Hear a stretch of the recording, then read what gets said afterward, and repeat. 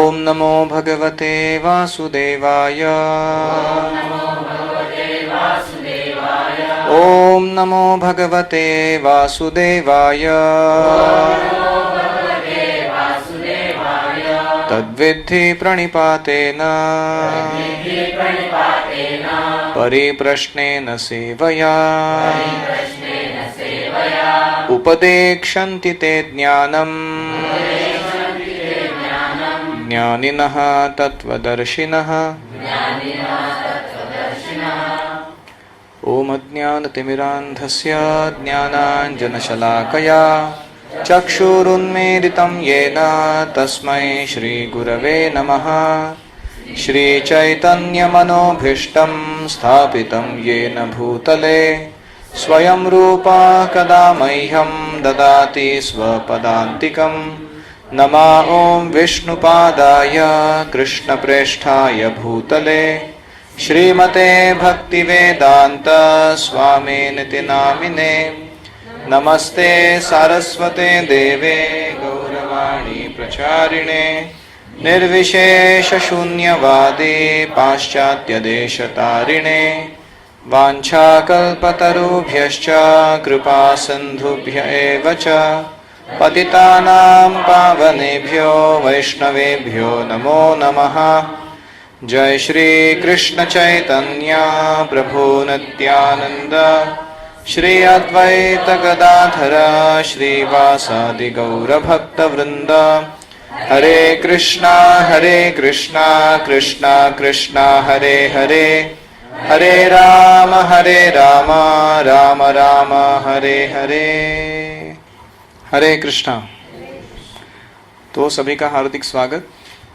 आज हम पाठ क्रमांक 3 श्रील प्रभुपाद इस्कॉन के संस्थापक आचार्य इस विषय में चर्चा करने जा रहे हैं।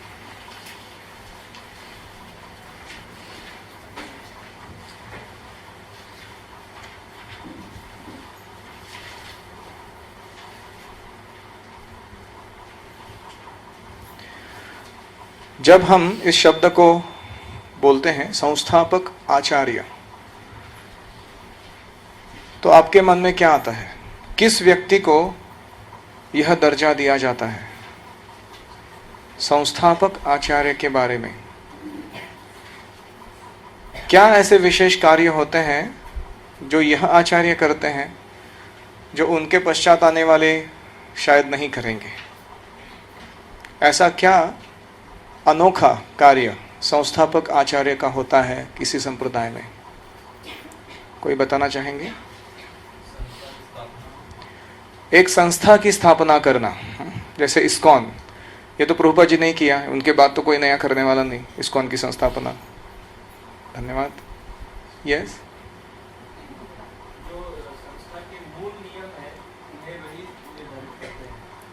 इस संस्था में जो मूल नियम, मूल सिद्धांत लागू होंगे वे यह व्यक्ति तय करते हैं। संस्थापक आचार्य जो होते हैं वो, उनके बाद आने वाले आचार्य केवल उनको पालन करते हैं। और कुछ?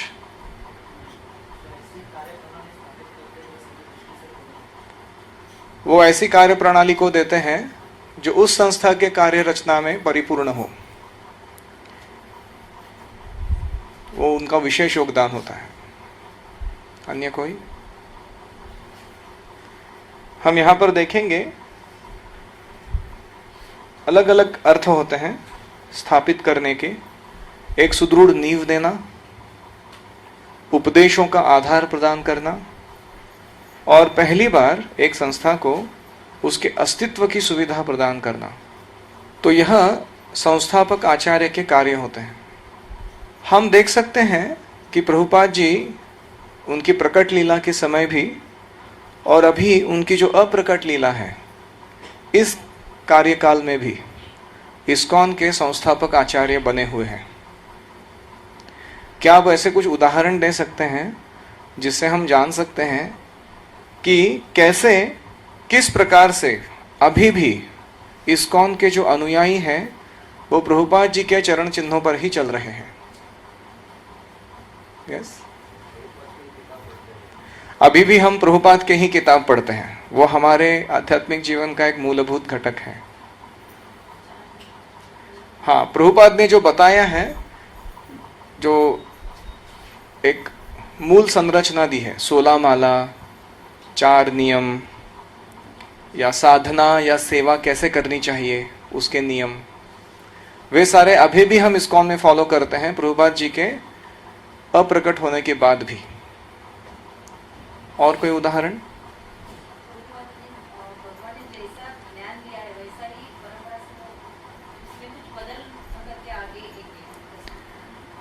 सही है, हर एक आचार्य यही करते हैं कि वो परंपरागत ज्ञान को यथा तथ्य बताते हैं, उसमें कोई मिलावट नहीं करते हैं। लेकिन वह संस्थापक आचार्य के रूप में अभी भी क्या पालन कर रहे हैं, उसका उत्तर नहीं। यस, हाँ, प्रभुपाद जी ने जो किताबें लिखी हैं, उन ग्रंथों के द्वारा शिक्षा गुरु के रूप में वे आने वाले हर एक इस्कॉन सदस्य के साथ सीधा संबंध रखते हैं, शिक्षा गुरु के रूप में। यह उनका विशेष स्थान है। चाहे इस्कॉन की कितनी भी पीढ़ियां क्यों ना हो, लेकिन प्रभुपाद जी सबके शिक्षा गुरु बने रहेंगे, खास करके उनके ग्रंथों के द्वारा। अन्य कोई? यस,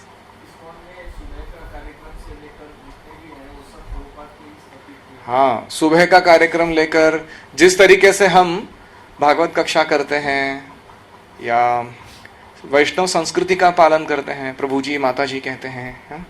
या फिर किस प्रकार से व्यवहार करते हैं, बातचीत करते हैं, वो सारे जो स्टैंडर्ड्स हैं वो किसने दिए हैं? वो प्रभुपाद जी ने दिए। अभी भी इस्कॉन में हम पालन करते हैं।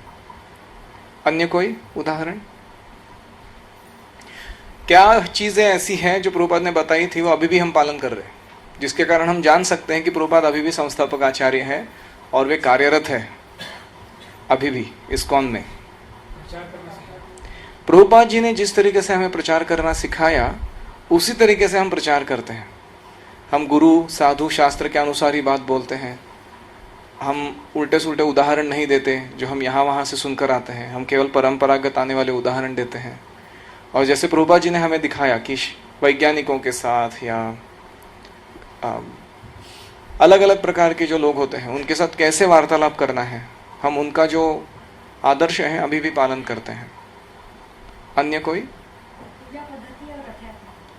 हाँ, जैसे प्रभुपाद जी ने कुछ कुछ विशेष, जैसे रथ यात्रा या अर्चना पद्धति विग्रहों की, या हरि नाम कैसे निकाला जाता है रस्तों पर, या पुस्तक वितरण कैसे होता है, या फिर मंदिरों का उद्घाटन कैसे होना चाहिए, जो विग्रहों की प्राण प्रतिष्ठा होती है उसकी विधि, ये सारी चीजें जो हैं जैसे प्रभुपाद ने दी हैं वैसे के वैसे ही अभी भी हम पालन कर रहे हैं। अच्छा, गुरुकुल पद्धति का पालन होता है। तो जहाँ पर गुरुकुल है, जैसे हमारे मायापुर में गुरुकुल है, वहाँ उनकी जो शिक्षा प्रणाली है वो प्रभुपाद जी के आदेशों पर आधारित है। यस,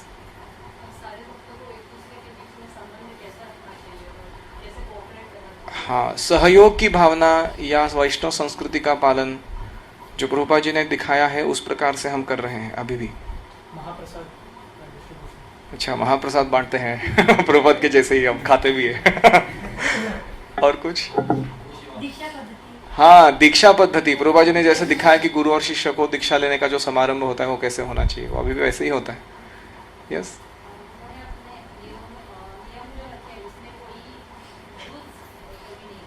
हाँ, कॉम्प्रोमाइज नहीं किया। प्रभुपाद जी ने कभी भी अपने जो नियम है उनको कम नहीं किया, ज्यादा अनुयायी प्राप्त करने के लिए। तो इस्कॉन में भी ऐसे है अभी भी कि हम 4 नियम और 16 माला का नियम लेने तक, आने तक किसी को दीक्षा नहीं देते। यस, गो सेवा और कृषि प्रधानता और खास करके वर्णाश्रम पद्धति, उसके ऊपर जोर देने का हम भी प्रयास कर रहे हैं। हालांकि इतने यशस्वी नहीं है, लेकिन फिर भी उस प्रभुपाद जी की इच्छा को हम पूरा करना चाहते हैं इस्कॉन में। 2 चीज मैं और बोलना चाहूंगा। एक है कि इस्कॉन के जो 7 उद्दिष्ट हैं, आपको पता है 7 पर्पसेस ऑफ इस्कॉन। अब में से कितने लोगों ने पढ़े हैं? तो आप गृह पाठ के रूप में लीजिए, होमवर्क। प्रभुपाद लीलामृत में the 7 purposes of ISKCON, ISKCON के 7 उद्देश्य नामक एक मिशन स्टेटमेंट है। इस्कॉन की संस्था की रचना के पीछे क्या मिशन है, उसका वर्णन करने वाले 7 उद्देश्य। तो ये अभी हमें समय नहीं मिलेगा, लेकिन हम ये जो 7 उद्दिष्ट हैं, ये इस्कॉन के अभी भी मिशन बने हैं, मिशन स्टेटमेंट्स। उसी के आधार पर इस्कॉन के अलग अलग जो गतिविधियां हैं वो होनी चाहिए। तो ये प्रभुपाद जी ने दिया हुआ मिशन का प्रणाली है, उसको हम अभी भी बरकरार रखे हैं। दूसरा है, प्रभुपाद जी ने हमारा जो एग्जामिनेशन सिस्टम बनाया, परीक्षा लेने की पद्धति, उन्होंने बोला कि ऐसे भक्ति शास्त्री होना चाहिए, फिर उसके बाद ब्राह्मण मिलना चाहिए, फिर भक्ति वैभव इत्यादि जो अलग अलग आगे भागवत चैतन्य चरितामृत पढ़ने की विधि है, वो जो एग्ज़ाम पैटर्न सेट करके दिया है प्रभुपाद ने, वो इस्कॉन में अभी भी हम फॉलो करते हैं वैसे ही। खास करके इस्कॉन का अभी भी जो लेटर हेड होता है, लेटर हेड समझते हो आप, लीगल, जिसमें इस्कॉन, उसके नीचे आता है संस्थापक आचार्य कृष्ण कृपा श्री मूर्ति अभय चरणारविंद भक्ति वेदांत स्वामी। तो ये जो है हर एक लेटर हेड पे आपको दिखाई पड़ेगा कि इस्कॉन का कोई भी लीगल जो काम होता है, कानूनन काम, उसमें यह हमेशा क्या कहते हैं, मौजूद होता है कि प्रभुपाद जी हमारे संस्थापक हैं, उनके आदेश के अनुसार यह संस्था चल रही है। इतना ही नहीं, इस्कॉन की जो भी अधिकृत वेबसाइट्स हैं, या इस्कॉन के अधिकृत जितने ही पुस्तक निकलते हैं भक्ति वेदांत बुक ट्रस्ट के, या इस्कॉन के अधिकृत जितने भी मंदिर खुलते हैं, उनकी जो पार्टी होती है, बोर्ड होता है, वो हर एक के ऊपर आपको क्लियरली दिखेगा इस्कॉन संस्थापक आचार्य कृष्ण कृपा श्री मूर्ति अभय चरणारविंद भक्ति वेदांत स्वामी। तो ये क्या है, ये प्रभुपाद जी को हम सराहना भी कर रहे हैं और उनके अधिपत्य को, उनके शिक्षा गुरु के रूप में प्राधान्य को हम वारंवार एक दूसरे को याद दिला रहे हैं कि हम इस व्यक्ति के अनुयायी हैं। तो इन सारे रूपों में हम देख सकते हैं कि प्रभुपाद जी जो है अभी भी इस्कॉन के संस्थापक आचार्य के रूप में कार्यरत है। कितने सारे कार्य। हाँ?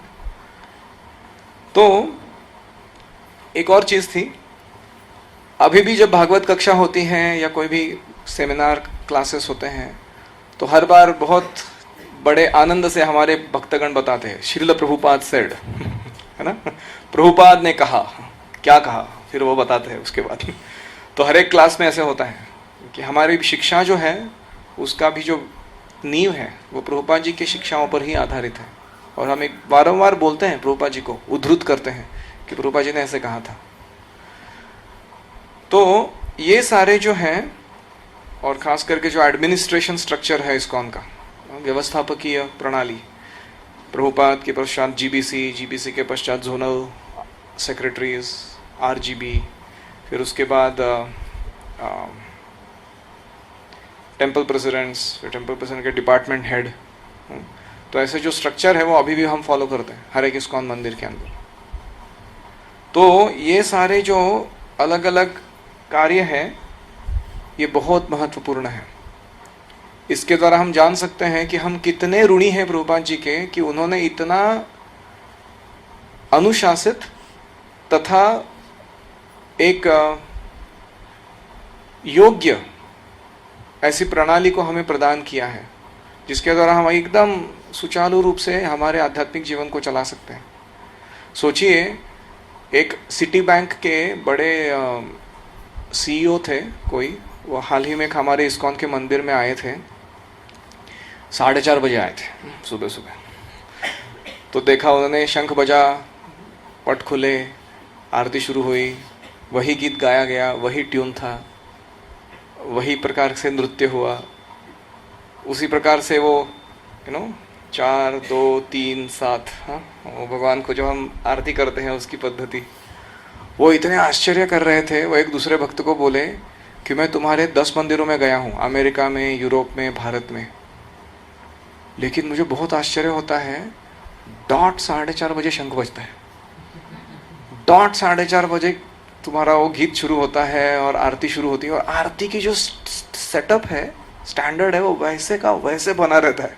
कहीं भी जाओ दुनिया भर में, हम ये सिटी बैंक चला रहे हैं, हर एक हमारे एम्प्लॉय से वही काम उसी तरीके से वारंवार करवाना कितना मुश्किल है हम जानते हैं लेकिन आपके संस्थापक को मानना पड़ेगा कि उन्होंने ऐसे सिस्टम सेट करके दिया है कि उनके जाने के बाद भी, गुजरने के बाद भी अभी भी आप ऐसे के ऐसे उसको पालन कर रहे हो।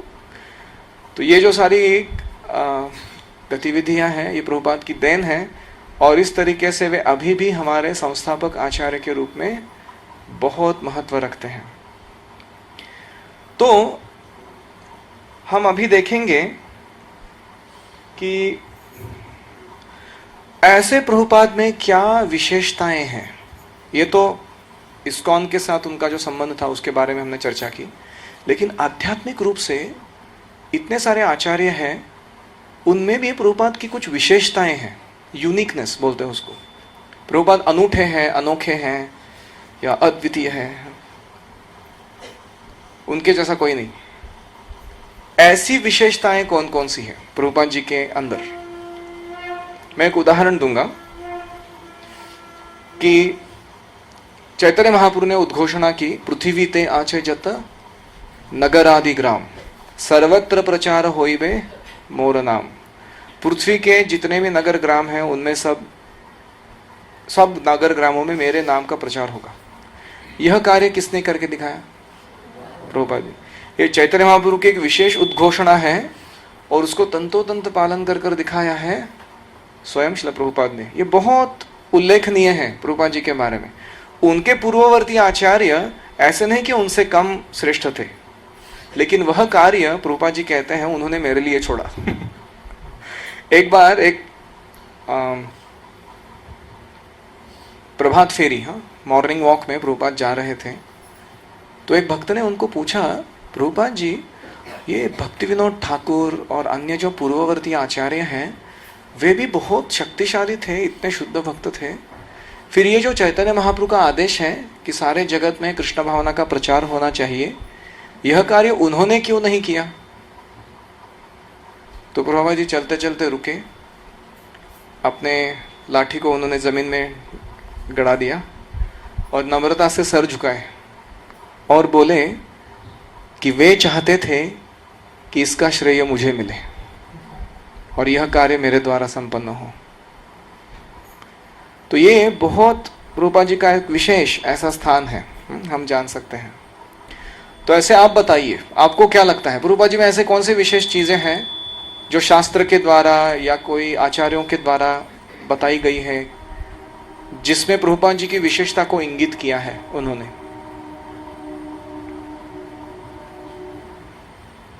You had a point?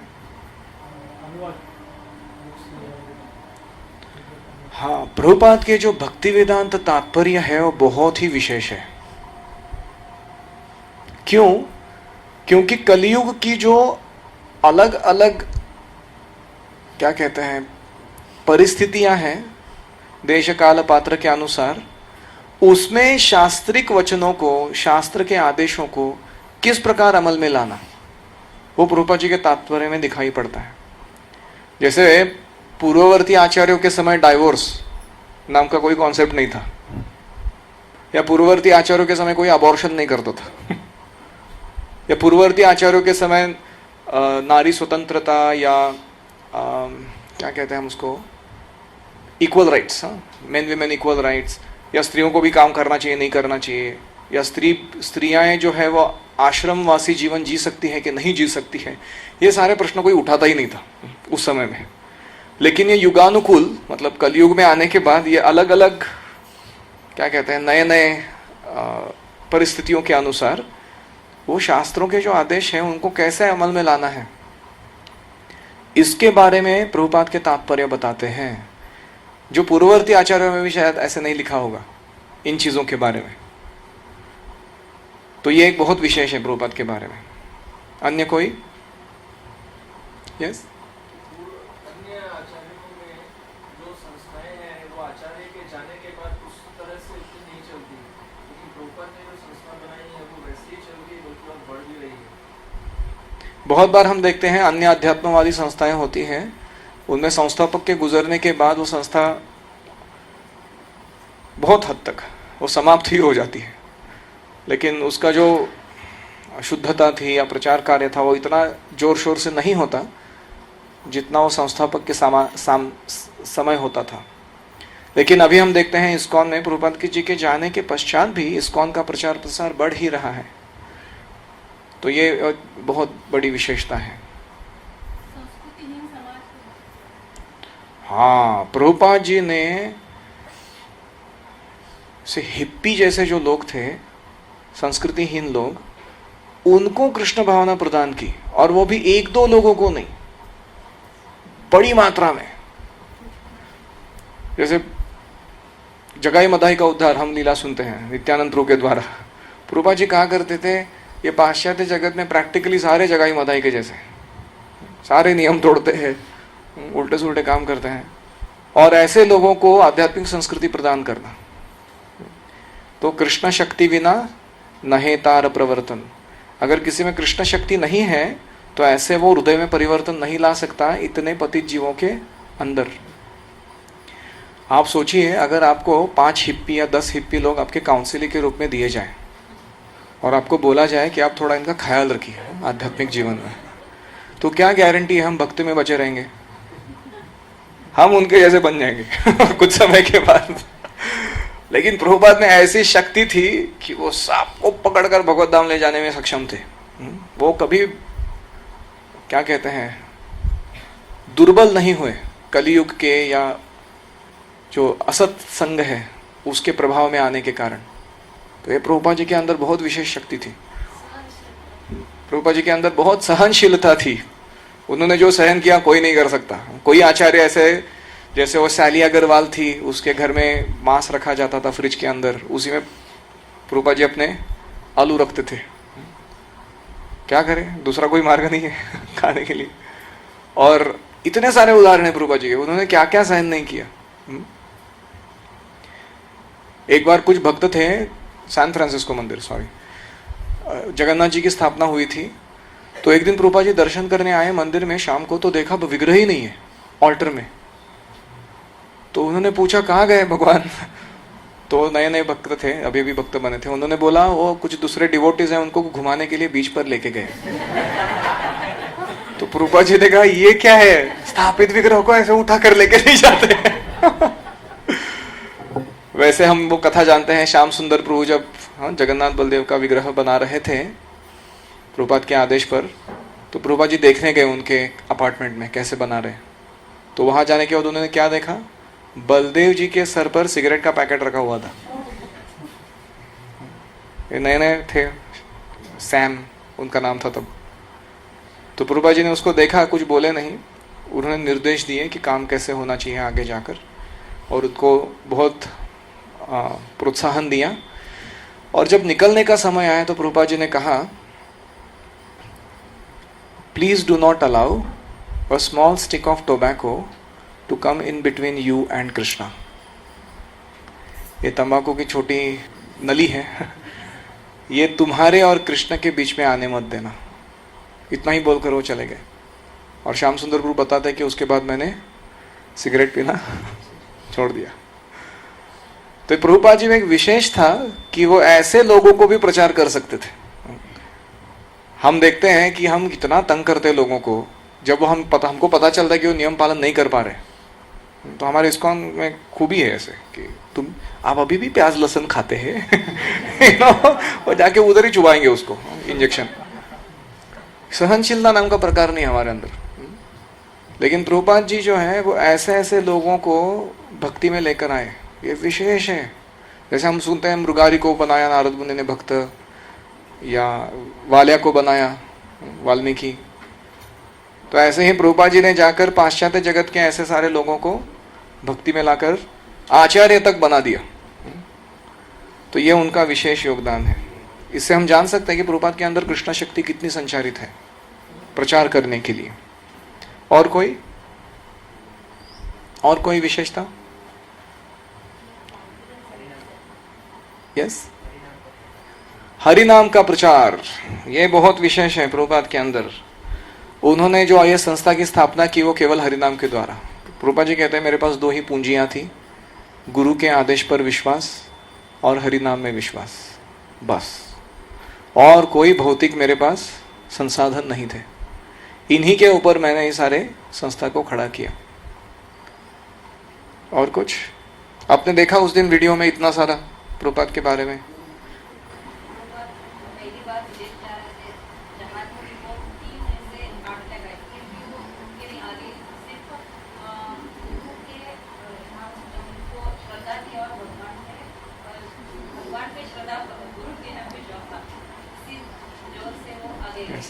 Prabhupada के जीवन में बहुत सारी कठिनाई आई, हार्ट अटैक्स आए, सी सिकनेस हुआ, वहां पे जाने के बाद भी कोई संसाधन नहीं थे, कोई पहचानने वाले लोग नहीं थे।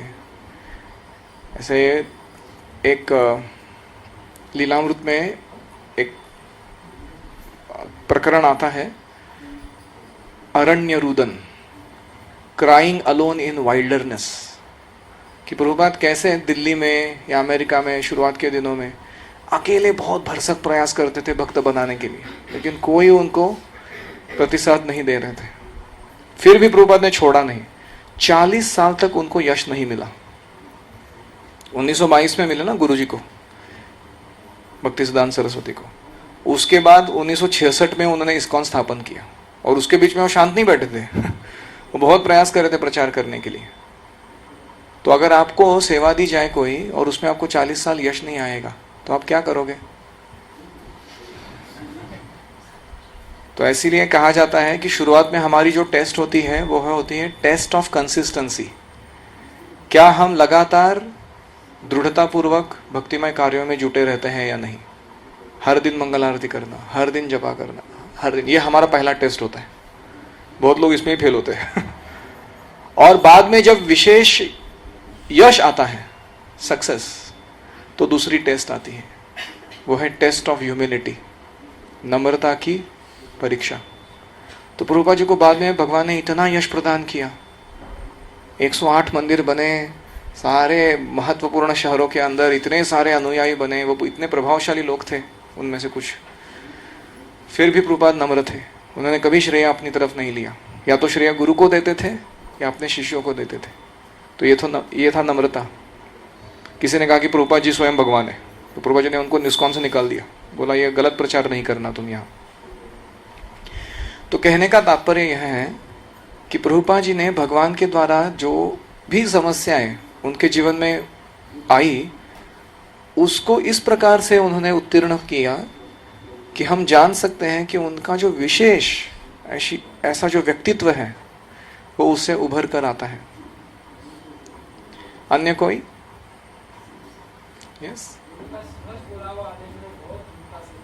हाँ, गुरु ने जो बोला था 2 आदेश, अंग्रेजी भाषा में पाश्चात्य जगत में प्रचार करो, गीता, भागवत, चैतन्य महाप्रभु की वाणी का। दूसरा, जब भी पैसे मिले पुस्तक छापो, ग्रंथ बांटो। तो पहले आदेश के लिए उन्होंने इस्कॉन बनाया, दूसरे आदेश के उन्होंने बीबीटी बनाया, भक्ति वेदांत बुक ट्रस्ट, और ये दोनों अभी भी वह कार्य कर रहे हैं। ये बहुत विशेष है प्रभुपाद के बारे में। तो मैं अन्य कुछ चीजें बताना चाहूंगा शास्त्र के आधार पर कि प्रभुपाद जी का स्थान कैसे विशेष है। पहला है कि भागवत में एक श्लोक आता है, तद्वाग विसर्गो जनताघ विप्लवो यस्मिन् प्रति श्लोकम अबद्धवत्यपि नामानि अनन्तस्य यशोंकितानि यत् शृण्वन्ति गायन्ति गृणन्ति साधवः। तो ऐसे साहित्य या ऐसे प्रवचन जो हालांकि त्रुटिपूर्ण है व्याकरण दृष्टिया या रसछंद अलंकार के हिसाब से, भाषा की शैली के हिसाब से, लेकिन फिर भी वो गुणगान जो है भगवान का वो परिपूर्ण भावना से कर रहे हैं। तो ऐसे साहित्य या प्रवचन ऐसी जनता के हृदय में परिवर्तन ला सकते हैं, क्रांति ला सकते हैं, जो बहुत ही भौतिकवादी है और उनको आध्यात्मिक बना सकते हैं। ऐसे एक श्लोक है भागवत के पहले स्कंद में। तो ये श्लोक किसको इंगित करता है? ये प्रभुपाद जी का ही प्रेडिक्शन है ना, भविष्यवाणी, कि प्रभुपाद जी आएंगे, वो अंग्रेजी भाषा में उन्होंने साहित्य लिखे। अंग्रेजी जो है संस्कृत जितनी प्रगल्भ भाषा नहीं, लेकिन फिर भी उन्होंने जो कुछ कहा उस भाषा को पढ़कर इतने सारे लोग कृष्ण भक्त बन गए। प्रभुपाद जी खुद कहा करते थे कि मेरी इंग्लिश जो है वो इतनी, क्या कहते हैं, अनुरूप नहीं है, लेकिन फिर भी प्रभुपाद जी की इतनी प्रामाणिकता थी उस संदेश को पहुंचाने की लोगों तक कि वह परिवर्तन उन्होंने कर कर दिखाया। यह हुआ भागवत से। भक्ति विनोद ठाकुर, उन्होंने 2 भवितव्य किए थे। पहला भवितव्य उन्होंने कहा था, जो चैतन्य मंगल का एक श्लोक है, अगले पेज पर दिया है, आप पढ़िए उसको।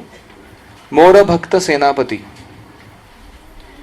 एबे नाम संकीर्तन तीक्ष्ण खड्गलैया अंतर असुर जीवेर फेलिबे कटिया यदि पापी छाड़ी धर्म दूर देशे जाए मोर सेनापति भक्त जाइबे तथाय। नाम संकीर्तन की धारदार तलवार लेकर मैं मतलब कौन? चैतन्य महाप्रभु बद्ध जीवों के हृदय की समस्त असुरी भावों का समूल नाश करूंगा। यदि कुछ पापी मनुष्य धार्मिक नियमों का त्याग कर विदेशों में पलायन कर जाएं, तो उस समय मेरा एक सेनापति भक्त आकर उन्हें कृष्ण भक्ति प्रदान करेगा। कौन कह रहा है ये? चैतन्य महाप्रभु। तो ये चैतन्य मंगल का जो श्लोक है, ये भक्ति विनोद ठाकुर बोला करते थे और कहते थे कि चैतन्य महाप्रभु का एक सेनापति भक्त आएगा और वो ऐसे लोगों को जाकर प्रचार करेगा जो वैदिक धर्म से भाग जाना चाहते हैं, उनको पकड़ कर लाएगा और कृष्ण भक्ति में जोड़ देगा। तो ये कार्य किसने किया है? प्रभुपाद। साथ ही में भक्ति विनोद ठाकुर एक और भवितव्य किया करते थे, वो था हमारा जो TOVP, टेम्पल ऑफ वैदिक प्लानिटोरियम बन रहा है। आपको पता है मायापुर में जो हमारा इस्कॉन का एक बड़ा प्रोजेक्ट है, तो भक्ति विनोद ठाकुर ने उसको देखा था, उस दृश्य को, कि एक अद्भुत मंदिर बन रहा है जलांगी के उस पार, उनके स्वानंद सुखद कुंज, उस घर से वो देखते थे कि उस मंदिर में चाइना, अमेरिका, अफ्रीका, यहाँ वहाँ से सारे देशों में से लोग आए हैं, जोरदार कीर्तन हो रहा है, जय सचिनंदन गौर हरि करते हुए सारे लोग नाच रहे हैं। ऐसा दृश्य उन्होंने देखा था।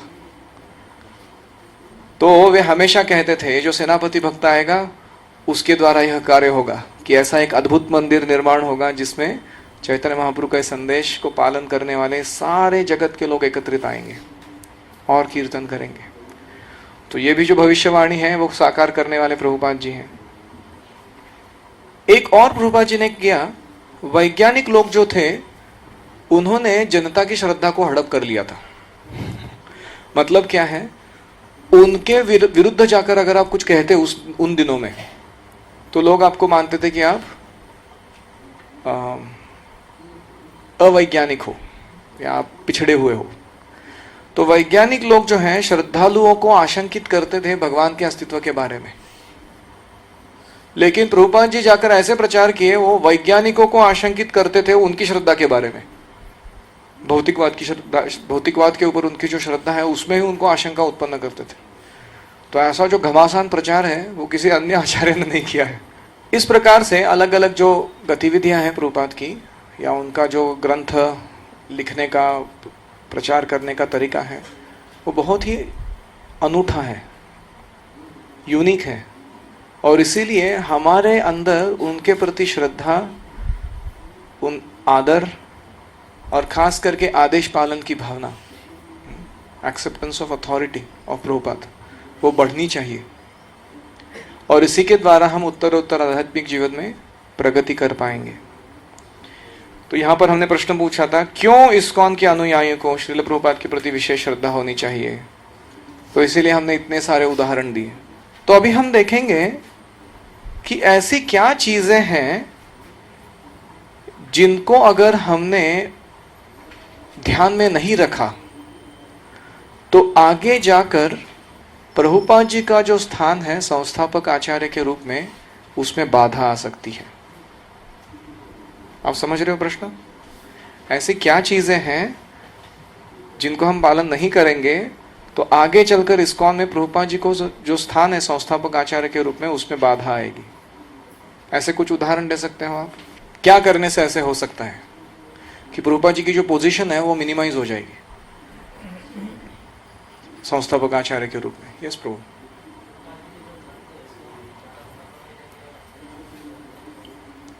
प्रभुपाद जी के ग्रंथों का हम नियमित रूप से अध्ययन नहीं करेंगे, अन्य को हाँ यहाँ वहाँ के ग्रंथ पढ़ेंगे, चाहे वो वैष्णव के द्वारा भी क्यों ना लिखे हो, और दूसरा उन ग्रंथों को बांटना बंद करेंगे। प्रभुपाद जी के ग्रंथों को हम कुछ अन्य ही ग्रंथ बांटने लगेंगे इस्कॉन के अंदर, तो उससे क्या होगा, धीरे आगे जाकर प्रभुपाद जी का जो स्थान है वो कम हो जाएगा। यस।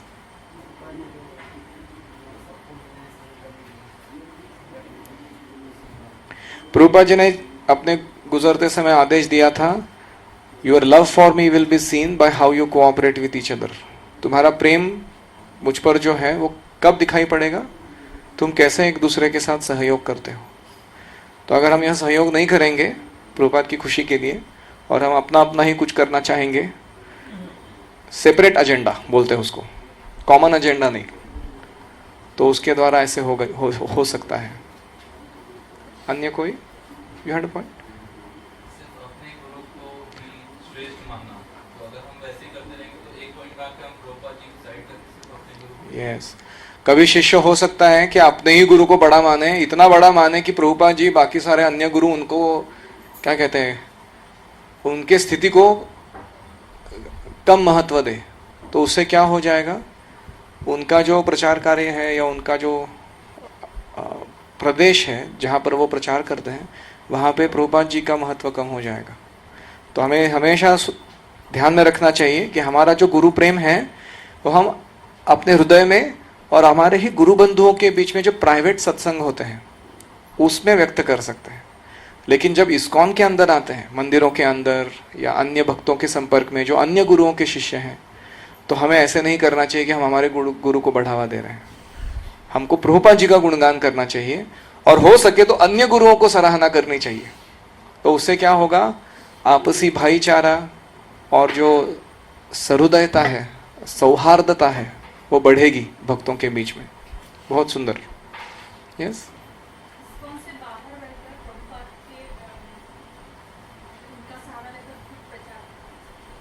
कुछ लोग हैं वो प्रभुपाद जी के बुक तो मानते हैं, पालन भी करते हैं, लेकिन इस्कॉन के अंदर रहकर भक्ति नहीं करते। बहुत सारे कारण होते हैं, उनको इस्कॉन की किसी अथॉरिटी के साथ जमता नहीं है, या कुछ बेबनाव हो गया किसी भक्तों के साथ। तो ये भी ठीक नहीं है। हमको उन सब चीज़ों को निपटा कर इस्कॉन में ही रहते हुए भक्ति करनी चाहिए। अगर कोई व्यक्ति अपने पद का दुरुपयोग करेगा, वो स्वयं को बहुत ही ज़्यादा बड़प्पन दिखाएगा, तो उसके द्वारा भी उसके अनुयायी जो है वे प्रभुपाद जी को ढंग से नहीं समझ पाएंगे या उनको मानेंगे नहीं।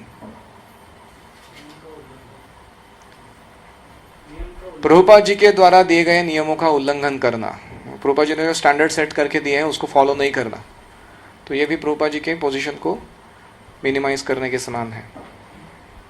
अन्य कोई? यस। हाँ, जीबीसी को नहीं मानना और ये कहना ये क्या है जीबीसी। हाँ, प्रभुपाद जी ने खुद कहा है, आगे जाकर हम पढ़ेंगे कि जीबीसी के बारे में प्रभुपाद जी ने क्या कहा है। प्रभुपाद कहते थे कि हालांकि अपरिपक्वता है अभी, लेकिन फिर भी ये जो सबसे वरिष्ठ लोग हैं ये एकत्रित आकर अगर निर्णय ले रहे हैं और वो प्रामाणिकता से ले रहे हैं, तो कृष्ण उनकी मदद करेंगे। अच्छा हो कि हम उनको फॉलो करें, नहीं कि हम सोचे कि हमको सब कुछ मालूम है और अपना अपना हम देख लेंगे, तो एक गलत धारणा है। यस प्रभु। हाँ, हमें पूरा इस्कॉन जो है वो एक कुटुंब है ऐसे समझना चाहिए। जैसे हमारे घर में हमारे माता पिता होते हैं, फिर चाचा होते हैं, मामा होते हैं, या फिर दादाजी होते हैं, नाना जी होते हैं इत्यादि। तो ऐसे हमारा जो इस्कॉन परिवार है उसमें भी हमारे गुरु हैं, फिर उनके गुरु भाई हैं, उनके शिष्य हैं, तो हमारे कजिन्स हुए वो। तो ऐसे हमको देखना चाहिए कि भगवान का जो बहुत बड़ा परिवार है उसमें हम जुटे हुए हैं इस्कॉन के अंतर्गत।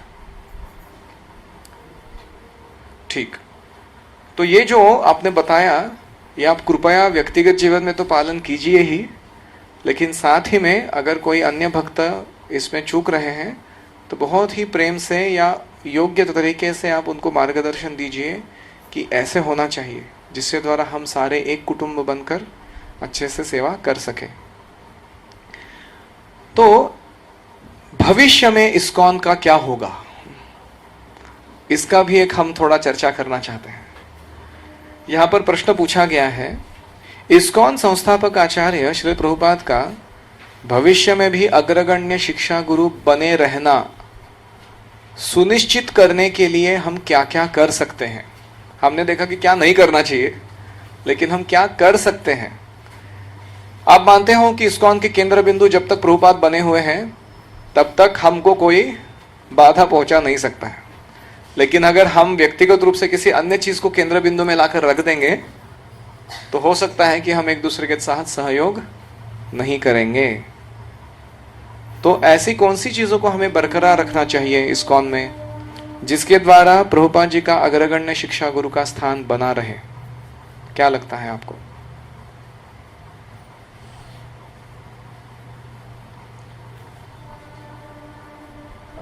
अभी तक तो बहुत सारे आपने पॉइंट्स बताए, अभी उसको छोड़कर और बता दें। यस, प्रभुपाद जी की शिक्षा का पालन करना या प्रभुपाद जी के प्रति प्रामाणिकता या वफादारी का प्रण लेना कि मैं प्रभुपाद जी को प्रामाणिक रहूंगा या वफादार रहूंगा उनके प्रति। अन्य कोई? यस प्रभु। हाँ, टेम्पल हॉल में जो गुरु पूजा होती है उसमें प्रभुपाद का विग्रह होने चाहिए और खास करके उनकी गुरु पूजा होनी चाहिए सबके साथ मिलकर। जो व्यास पूजा अन्य गुरुओं की होती है वो सेपरेटली होनी चाहिए, थोड़ी प्राइवेट होनी चाहिए। तो ये बाद में भी हम विस्तार से देखेंगे, लेकिन दैनिक गुरु पूजा हमें करनी चाहिए प्रभुपाद जी की, चाहे वो मंदिर में हो या घर में, हमें प्रयास करना चाहिए। मैंने देखे हैं प्रभुपाद जी के इतने सारे शिष्य हैं, वे कभी चूकते नहीं है गुरु पूजा करना। या तो अगर वो मंदिर में हैं तो डॉट गुरु पूजा के समय वहां पर उपस्थित रहते हैं, प्रभुपाद जी को फूल अर्पण करते हैं, दंडवत प्रणाम करते हैं, चरणामृत लेते हैं इत्यादि। या अगर वो कहीं प्रवास कर रहे हो या बाहर हो मंदिर के, तो जहां कहीं भी हो वहां पे डॉट 7:30 बजे गुरु पूजा का आना शुरू करते हैं, प्रभुपाद जी को स्मरण करते हुए गाड़ी में ही। तो मैंने बहुत बार ऐसे देखा है उनके अंदर कि वो कितना गुरु पूजा को महत्व देते हैं दैनिक रूप से। अन्य कोई? यस प्रभु।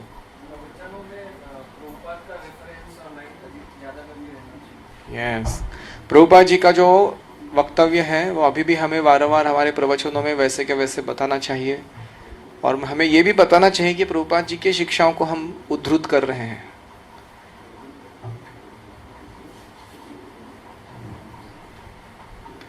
अन्य कुछ चीजें हैं मैं जिसको सिर्फ अभी और बताना चाहूंगा। पहला है कि प्रभुपाद जी के द्वारा प्रदत्त जो भागवत कक्षा है वो हफ्ते में कम से कम एक बार होनी चाहिए हर एक मंदिर में। प्रभुपाद जी ने भागवतम क्लास देना, आपने देखा है ना, हमारे मंदिर में भी होता है, तो ये जारी रखना चाहिए। दूसरा है प्रभुपाद जी की व्यास पूजा हमने सेलिब्रेट करनी चाहिए। जो प्रभुपाद जी का आविर्भाव दिन आता है तथा उनका तिरोभाव दिन भी, उसको भी हमें त्योहार मनाना चाहिए अच्छे से। फिर इस्कॉन इनकॉर्पोरेशन डे, इस्कॉन जिस दिन उद्घाटन हुआ वह संस्थापित होने वाला दिन जो था उसको भी हमें मनाना चाहिए। जैसे हम मानते हैं ना भारतीय संविधान 1950 में 26 जनवरी को स्थापित हुआ, हाँ, तो उसको अभी भी हम 26 जनवरी मनाते रहते। आप में से कितने लोगों को पता है इस्कॉन संस्थापना दिन 15 जुलाई 1966।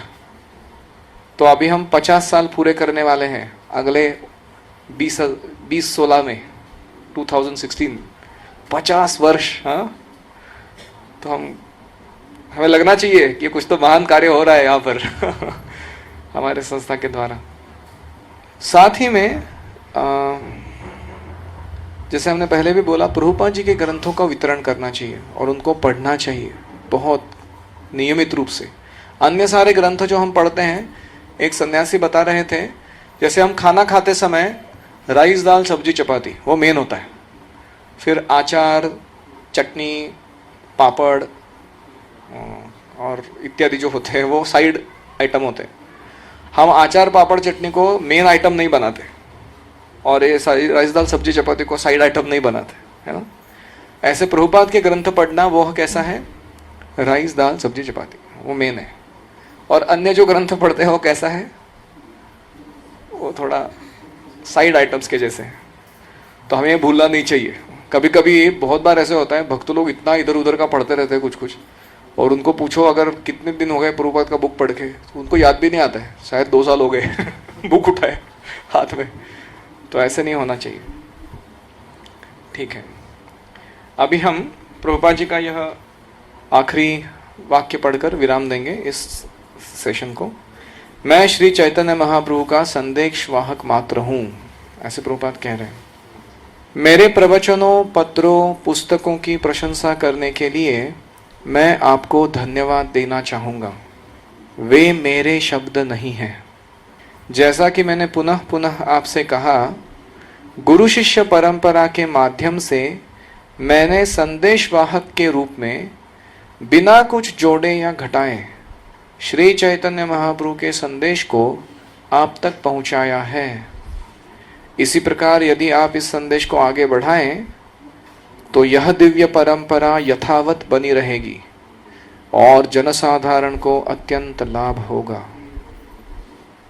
तो प्रभुपाद जी कितने आत्मविश्वास था उनमें कि ये मेरे वक्तव्य नहीं है, ये जो मैं कह रहा हूँ सारा वैसे का वैसे भगवान का बोला हुआ, आचार्यों का कहा हुआ वक्तव्य है।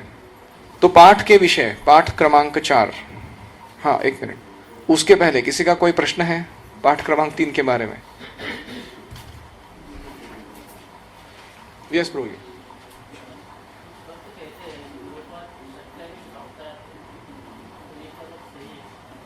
कुछ भक्त कहते हैं कि प्रभुपाद जी शक्त्यावेश अवतार है, तो क्या यह बात सही है?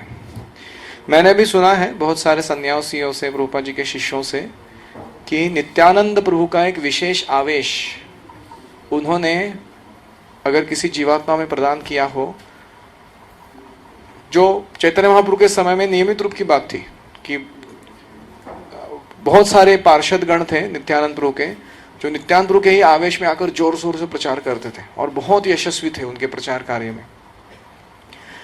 तो कुछ भक्त ऐसे कहते हैं और हम उसे मान भी सकते हैं कि ये शक्त्यावेश अवतार जो होता है वो जरूरी नहीं कि वो भगवान है।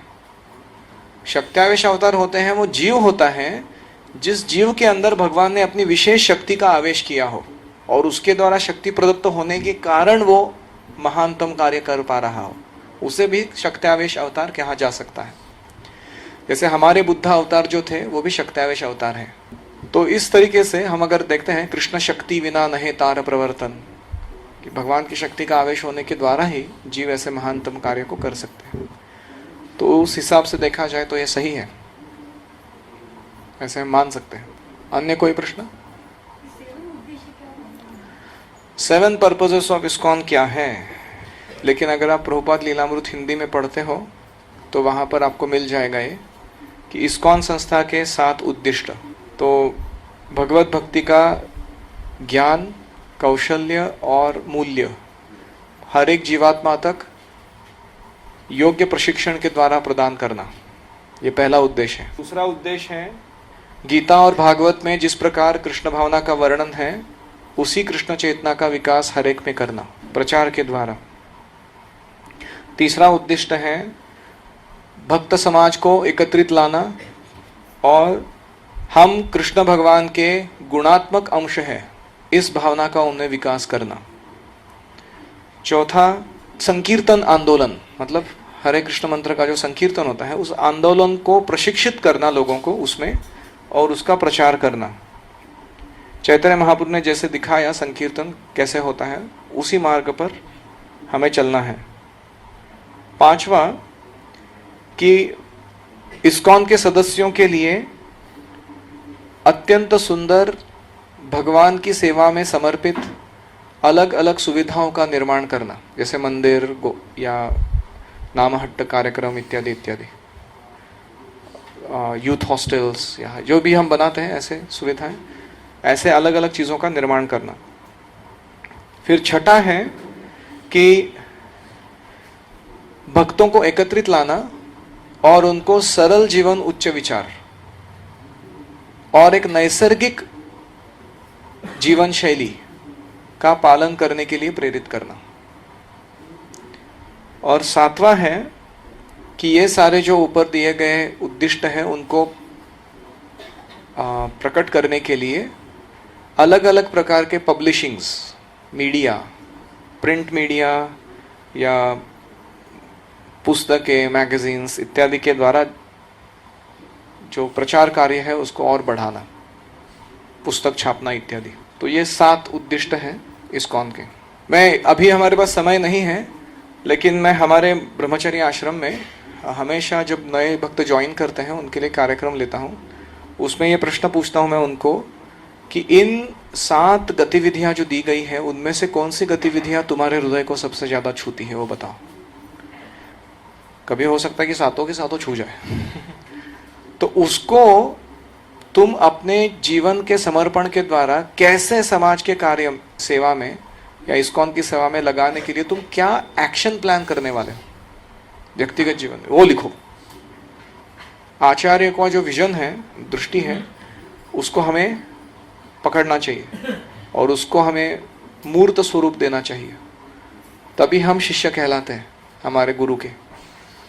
तो ये हमेशा हम एक एक्सरसाइज करते हैं इसमें, तो आप भी कर सकते हो कि ये 7 पर्पजेस हमारे गुरु के पर्पजेस है, हमें उनके कंधे का भार थोड़ा हल्का करना है, तो इसमें कुछ ना कुछ योगदान देना पड़ेगा।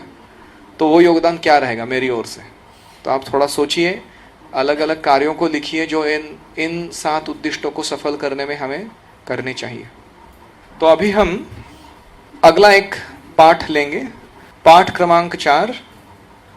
पाठ के विषय शिष्य के गुण। आप सबने आज हमने शुरुआत में जो श्लोक गाया वो तो बहुत बार सुना है इस्कॉन में, है ना? कौन सा श्लोक था वो?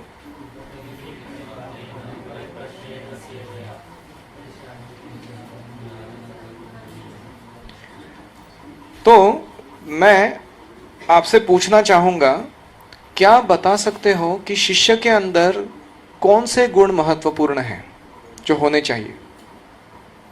हमने पहले दिन में भी ये किया था थोड़ा, लेकिन मैं इसलिए वापस पूछने वाला हूं, आपको समझ में आ जाएगा क्यों पूछ रहा हूं। आप बताइए, शिष्य को कौन से गुणों का विकास करना चाहिए? यस प्रभु। ठीक है, एक है नम्रता, दूसरा शरणागति, तीसरा है दृढ़ता, ठीक है, श्रद्धा, प्रेम, विश्वास और श्रद्धा से नहीं है, सहनशीलता,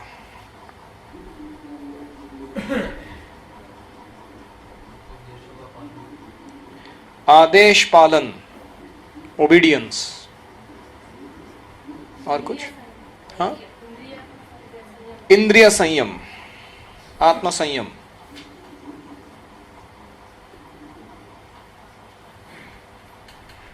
और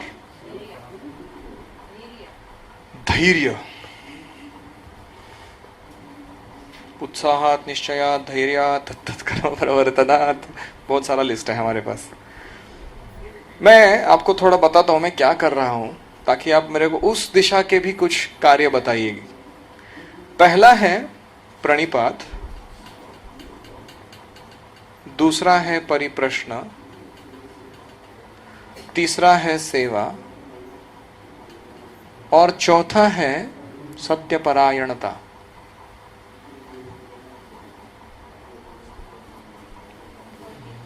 आपने ये जो सारे बताए ये इस कैटेगरी में बैठते हैं। आपने ये जो सारे बताए तो इसमें बैठते हैं। आपको इन 2 कैटेगरी के बारे में कुछ और कहना है। प्रभुपाद जी कहते हैं परिप्रश्न का अर्थ क्या होता है?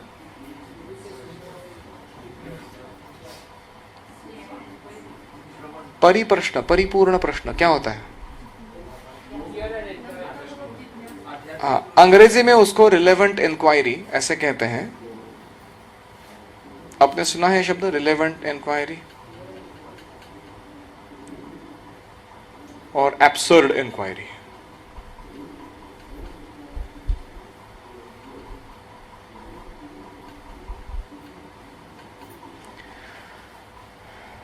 जिज्ञासा करना एक होती है योग्य प्रकार की जिज्ञासा, दूसरी होती है अयोग्य प्रकार की जिज्ञासा। योग्य प्रकार की जिज्ञासा मतलब जैसे सनातन गोस्वामी चैतन्य महापुरुष से मिले, के आमी कहने आमार जा रे तापत्र है, मैं कौन हूं, ये त्रिविधता आप मुझे क्यों पीड़ा दे रहे हैं। तो एकदम रिलेवेंट इंक्वायरी है, ये हमारे स्तर के अनुसार है और उसका हमें सीधा लाभ होने वाला है हमारे व्यक्तिगत आध्यात्मिक जीवन में। स्तर के अनुसार है और हमारे आध्यात्मिक जीवन में सीधा लाभ देने वाला इंक्वायरी है, जिज्ञासा है। एक बार एक भक्त ने प्रभुपाद जी से पूछा कि प्रभुपाद क्या आध्यात्मिक जगत में मच्छर है? Are there any mosquitoes in the spiritual world? तो प्रभुपाद ने जवाब दिया, even if there are, they are all chanting Hare Krishna. हो भी तो वे सारे हरे कृष्ण गा रहे हैं। तो इसका मतलब क्या है? ये इंक्वायरी कैसी है?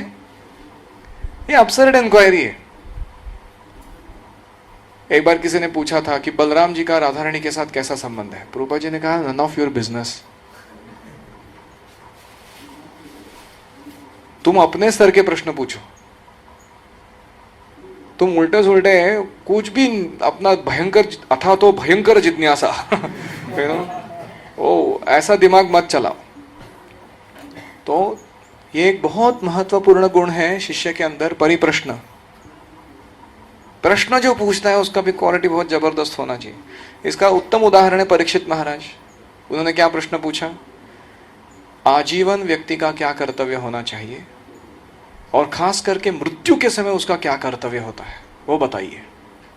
मतलब जन्म के समय क्या करते रहना चाहिए पूरा जीवन भर, और खास करके मृत्यु के समय क्या करना चाहिए व्यक्ति को, किसके बारे में सुनना चाहिए, क्या स्मरण करना चाहिए, किसके बारे में बोलना चाहिए, क्या कार्य करने चाहिए। ऐसे उन्होंने प्रश्न पूछा। क्या क्वालिटी है इंक्वायरी का। हाँ, ऐसे नहीं कि दाल सब्जी का भाव क्या है, ये डिवोटी को ये सेवा क्यों मिल रही है मुझे क्यों नहीं मिल रही है, ये सब जिज्ञासा नहीं। तो परिप्रश्न, जैसे अर्जुन भी प्रश्न पूछते हैं भगवत गीता में, बराबर टाइम पे पूछता है वो, मैं कैसे समझ सकता हूं कथम एतद् विजानीयाम त्वमादौ प्रोक्तवानिति, कि विवस्वान को आपने ज्ञान प्रदान किया, मैं कैसे समझ सकता हूं। इसका मतलब क्या? मैं मानता हूं कि ये सही है लेकिन मैं समझ नहीं पा रहा हूं। ये नम्रता का भाव है। अर्जुन ऐसे नहीं कह रहे कृष्ण को, क्या कृष्ण क्या तुम फेंक रहे हो, तुम अभी मेरे साथ जन्म लिए, वो विवस्वान कितना लाखों साल पुराना। वो इस भावना से नहीं बोल रहे भगवान के साथ। तो इसे भी नम्रता, प्रणिपात कहते हैं, परिप्रश्न कहते हैं। तो चैलेंजिंग मूड में नहीं पूछना, रेबेलियस मूड में। तो ये भी बहुत महत्वपूर्ण है। तो भक्त को लचीला होना चाहिए, या हम कहेंगे मैलिएबल। मैलिएबल वो क्या कहते हैं? बात को मान लेना चाहिए गुरु की, उसको कहते हैं मैलिएबल। प्रश्न पूछना चाहिए लेकिन उसके बाद भी गुरु अगर कहते हैं कि ऐसे करना है करो, तो करते हैं। तो खास करके ये जो गुण है सारे, ये प्रणिपात के अंदर हमने तय किए। अभी परिप्रश्न में और एक मैं बताना चाहूंगा, आपको कभी कभी अनुभव है कि आपको ज्यादा प्रश्न आते ही नहीं है। हर बार आप लेक्चर सुनते हो या कुछ भक्तों के साथ चर्चा होती है तो आपको लगता है सब ठीक ही है, प्रॉब्लम क्या है। और मुझे बहुत प्रॉब्लम होता था कि मेरे को प्रश्न नहीं आते थे। तो मैंने एक बार हमारे गुरु महाराज से पूछा कि अगर मैं जब प्रवचन सुन रहा हूं और मुझे बिल्कुल प्रश्न आ ही नहीं रहा है तो इसका मतलब क्या यह है कि मेरे अंदर जिज्ञासा नहीं है। तो उन्होंने कहा कि जब अन्य भक्त प्रश्न पूछते हैं क्या तुम्हें उत्सुकता होती है उनका जवाब सुनने की? तो मैंने कहा हाँ, बहुत घमासान होती है, और मुझे कभी कभी ऐसा भी लगता है ये प्रश्न मेरे को क्यों नहीं आते इतने अच्छे प्रश्न पूछते हैं भक्त लोग तो गुरु महाराज ने कहा कि तुम चिंता मत करो, जब तक तुम सुनने के लिए उत्सुक हो तब तक तुम्हारे अंदर जिज्ञासा जागृत है। हालांकि प्रश्न नहीं आ रहे हो स्वयं से, लेकिन तुम सुनने के लिए बहुत उत्सुक हो, भगवान के बारे में और जानना है मुझे, तो कोई समस्या नहीं है, ऐसे उन्होंने कहा। तुम्हें बहुत अच्छा लगा पहले मैं गधा ही हूँ, वैसे भी ज्यादा प्रश्न पूछता नहीं हो, लेकिन दूसरों जो पूछते तो अच्छा लगता है, और जब कोई जवाब देते तो और भी अच्छा लगता है, तो ये ठीक है, ऐसे उन्होंने कहा। तो इसका मैं लिखूंगा कि गुरु से श्रवण करने में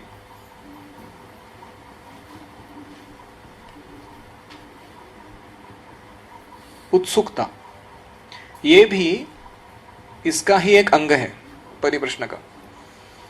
हम देखते हैं कभी कभी गुरु महाराज प्रवचन दे रहे हैं, या उनकी व्यास पूजा हो रही है, या धाम यात्रा लेकर गए, तो कुछ लोग बैठे रहते हैं और बाकी सब घूमते रहते हैं, बच्चों को लेके कान में के रेडियो कुछ तो डालते हैं, लेकिन सुनते कि नहीं पता नहीं।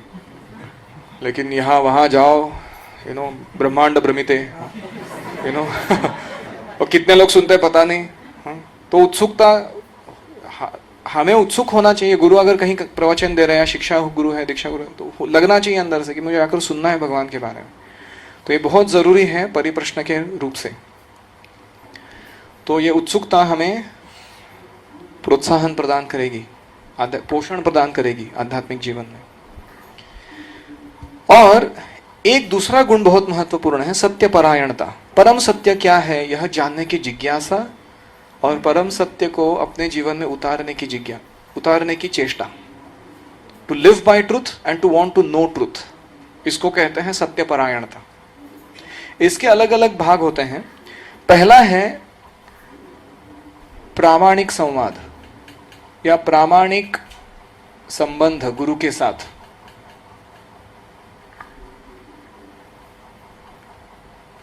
छुपाना नहीं है गुरु से हमारा जो वास्तविक स्तर है वो।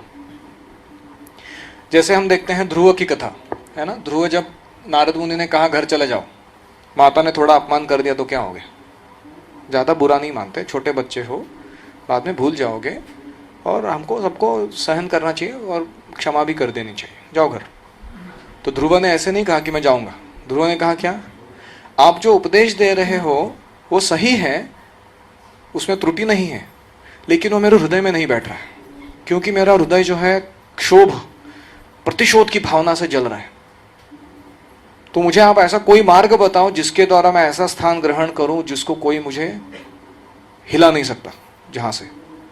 अगर ऐसा कोई आप मेरे को देना चाहते हो तो मैं सुनने के लिए तैयार हूं, वरना मैं चला तो ध्रुव ने ऐसे जब कहा तो नारद ने देखा कि बहुत प्रामाणिक है ये व्यक्ति, ऑनेस्ट। उसने ऐसे नहीं, हम कभी कभी ऐसे करते हैं कि बात दिल में बैठ भी नहीं रहे, फिर भी हम, हमारे मराठी में कहते हैं नंदी बैला सारखा है ना, हो म्हणतो, समज लगा हो काय समजलं, हो अरे काय समजलं विचारलं हो काय तो ये मूर्खता का लक्षण है। तो ऐसे नहीं होना चाहिए, प्रामाणिक संवाद करना चाहिए गुरु। अगर हम बताएंगे नहीं समस्या क्या है तो हल क्या होगा। या फिर कुछ लोग होते हैं वो समझते हैं कि गुरु को ही सब कुछ पता चल जाना चाहिए अपने आप, हम तो कुछ बताएंगे ही नहीं, अभी देखते हैं किसके किनको कितना पता चलता है। तो ये भी दूसरी मूर्खता है। तो गुरु को जितना जरूरी है हमारे बारे में जानना, उतना परमात्मा रिवील कर ही देते हैं। लेकिन फिर भी हमारा कार्य भी है कि प्रामाणिकता से हमारे वास्तविक सत्य जो है वो बताने चाहिए, मार्गदर्शन को योग्य रूप से प्राप्त करने के लिए। दूसरा है be eager to receive corrections. Corrections को क्या कहते हैं, सुधार लाने के लिए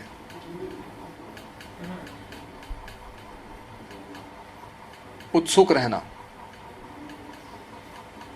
गुरु से करेक्शन जब नहीं मिलते हैं, शिक्षा हो दीक्षा हो गुरु, शिक्षा दीक्षा गुरु, तो मानव प्रगति जैसे रुक जाती है आध्यात्मिक जीवन में। पता ही नहीं चलता है क्या चल रहा है, कैसे चल रहा है, ठीक चल रहा है, नहीं चल रहा है, या बंद पड़ा हुआ है आध्यात्मिक जीवन। तो ये बहुत महत्वपूर्ण है। जैसे हम देखते हैं व्यासदेव का उदाहरण। अभी व्यासदेव कौन है? वो भगवान के साहित्य का अवतार है। वो भी नारद मुनि के सामने जाकर पूछ रहे हैं, स्नातस्य में न्यूनम अलम विचक्ष्व, मेरे अंदर क्या न्यून है बताइए, क्यों मुझे संतुष्टि नहीं लग रही है हृदय में? इतना सारा मैंने लिखा वैदिक साहित्य, फिर भी मुझे लग रहा है कि कुछ कमी हो गई मेरी सेवा में, ऐसा क्यों लग रहा है? फिर नारद मुनि बताते हैं, तुमने कृष्ण का यथार्थ, भरसक और डायरेक्ट वर्णन नहीं किया है तुम्हारे सारे साहित्यों में, इसीलिए तुमको असंतुष्टि लग रही है। तो आप देखिए कितने व्यासदेव जैसे व्यक्ति उत्सुक है जानने के लिए कि मेरी सेवा में कहाँ कमी रह गई बताओ। तो ये भी सत्यपरायणता में आता है। और एक और गुण है, उसको कहते हैं भक्ति पद्धति के प्रति आसक्ति।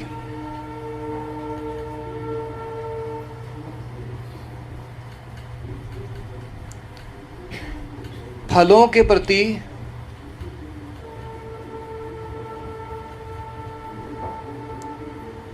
अनासक्ति। जैसे कभी कभी हम किसी अनर्थ के ऊपर कार्य कर रहे हैं और बहुत दिनों तक अनर्थ नहीं जाता है हृदय से, तो हम वारंवार वार अगर गुरु के पास जाएंगे, गुरु क्या कहेंगे? तुम जप जारी रखो, विग्रहों की सेवा करो, भागवत नियमित रूप से पढ़ो, अच्छे भक्तों का संग करो। हम कहते हैं लेकिन ये सब करने के बाद भी कुछ नहीं हो रहा है। तो हमारा क्या कहना है कि हमें फल चाहिए। जब तक रिजल्ट नहीं दिखाई पड़ता है तब तक मैं मानता नहीं कि ये प्रोसेस पावरफुल है। तो ये ऐसे नहीं है। कभी कभी जानबूझकर हो सकता है कि भगवान कोई अनर्थ टिकाए रखे हमको नम्र रखने के लिए भक्ति में, लेकिन पद्धति का जो पालन कर रहा है भक्त, वो भगवान को हमेशा संतुष्ट करता है। वो हमारे प्रयास को देखते हैं, यश को नहीं, है ना। लाभा लाभो जया जयो ततो युद्धा युजस्व, भगवान बोले तुम ये सब देखो मत, जीत हो रही है हार हो रही है, तुम अपना काम करो। तो जब हमारा प्रयास हम डालते हैं रोज के रोज जप में, रोज के रोज हमारे बहुत भक्तिमय गतिविधियों में, तो उसके द्वारा गुरु और कृष्ण संतुष्ट होते हैं। तो हमें पद्धति के प्रति आसक्त रहना चाहिए, उसको पालन करना चाहिए। ऐसे नहीं सोचना कि रिजल्ट नहीं आ रहा है तो मैं छोड़ के जा रहा हूं, ऐसे नहीं सोचना चाहिए। तो ये है सत्यपरायणता। तो तद्विद्धि, अगर तुमको सत्य क्या है जानना है, प्रणिपातेन परिप्रश्नेन सेवया। तो सेवा में भी बहुत सारे गुण आते हैं। पहला है कि अटेंटिव सर्विस करना चाहिए। अटेंटिव को क्या कहते हैं? सतर्क रूप से, हाँ, ध्यानपूर्वक। आलसी नहीं रहना चाहिए। जैसे हनुमान जी थे, हर सेवा को एकदम, उसको E+ बोलते हैं, एक्सीडिंग एक्सपेक्टेशंस। जितना बोला उससे भी और अच्छे से करके आएंगे।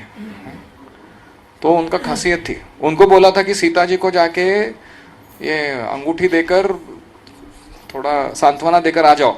उन्होंने जाके रावण की शक्ति को परखा, लंका जला दी और उनके हृदय में डर पैदा कर दिया सारे राक्षसों के, बहुत सारा कुछ और करके भी आ गए वो। तो उसको कहते हैं सेवा। तो ये हुआ सतर्कता।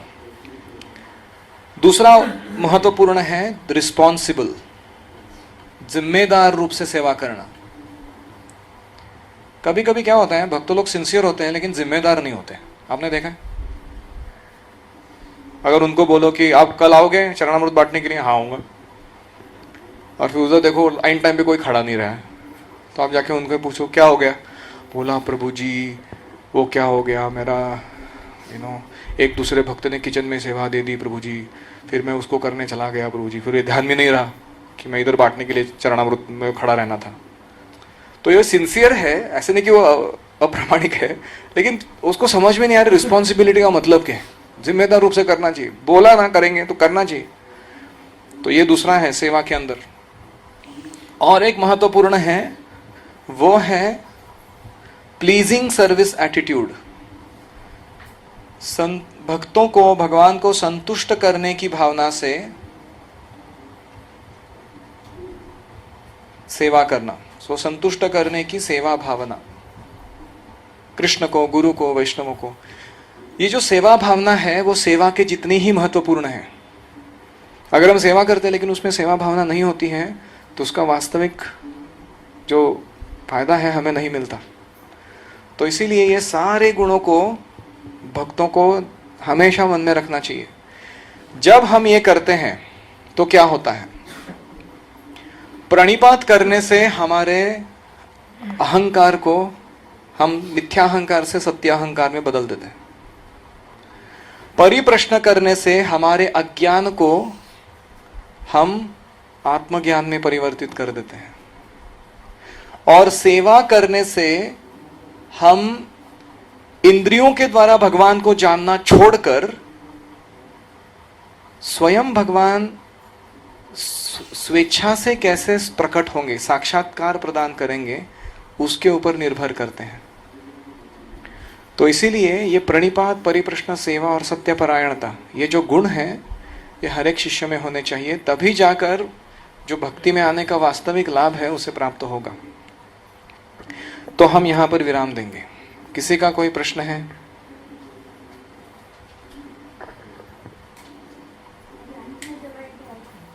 क्या?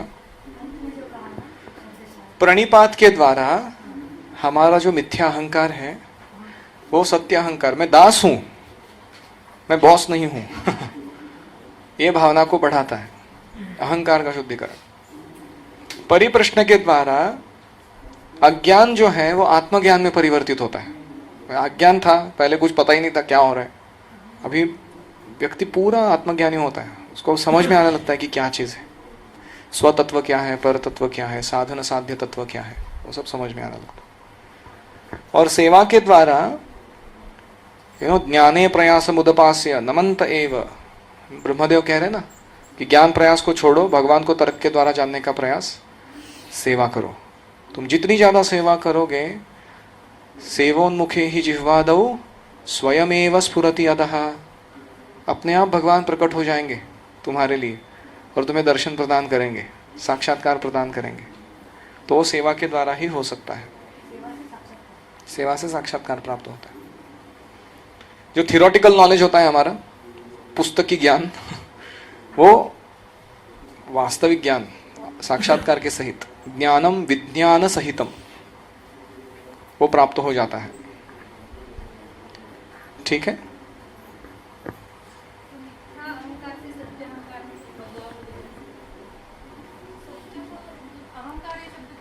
अहंकार, अहंकार मतलब I am, who are you, I am Indian, false ego, I am man, woman, I am engineer, doctor, false ego, I am Krishna servant, true ego, वो सत्य अहंकार है।